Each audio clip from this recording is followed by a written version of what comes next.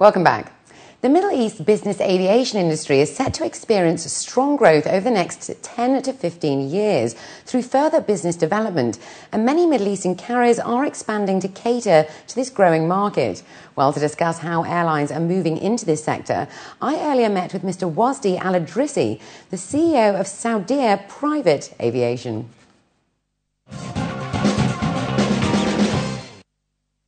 So welcome to the show today. It's a pleasure to get the chance to speak with you today. Me too. So tell us about Saudi Private Aviation. Since when has it been operational, and how many aircrafts are in use at the moment? Yeah, really, this company had been started actually under another name. We call it Special Flight Services, which is just only a department. And we decided we feel that there's a growth in the private aviation, so we decided to establish a new company under a new name. We call it Saudia Private Aviation, which is a subsidiary of Saudi Arabian Airlines. And we just started 1 year ago.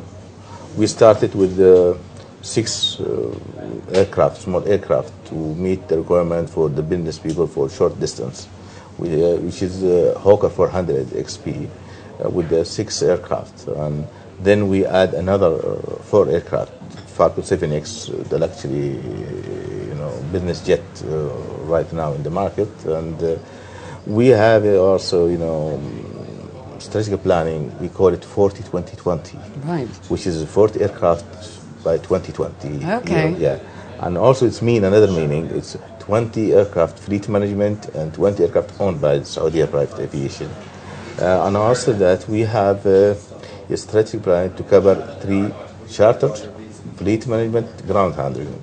We have 3 kinds of services we can provide for the private aviation, and also we have fractional private aviation fleet management, which is not full fleet management, but part of the fleet management. We also, that's around 28 aircraft. Wow. Yeah, right now. So you saw quite a lucrative market there. So, I mean, in terms of growth opportunities, what are you looking for in the next couple of years?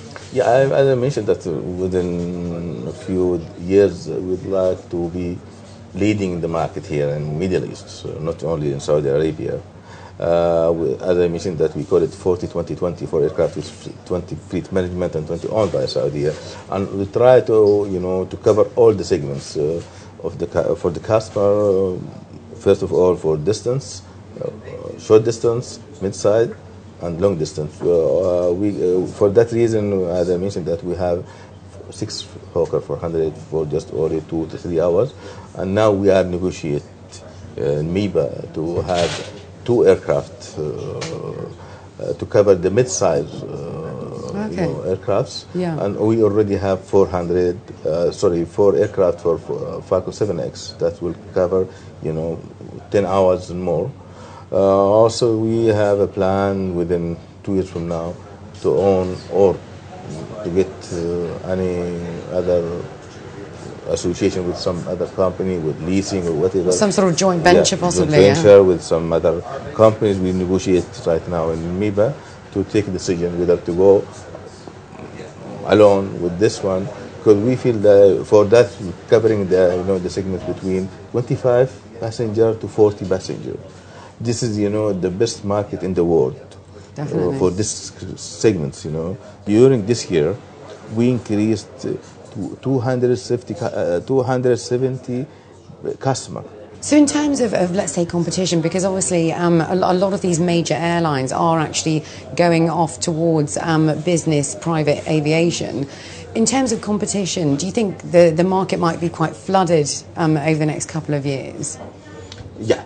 There's a study mentioned that there's a demand, and there's a study mentioned that if we reach 2020, it will be there are 1,300 aircrafts. Wow. In the market. Now it's around 450 for operating in Gulf area. Yeah. And we think that we wish that to get at least, if we can reach 10% of that market for ground handling, for fleet management, that we are the national carrier. Covering everything, basically, that could be covered, and I'm quite sure it's easy to cover it.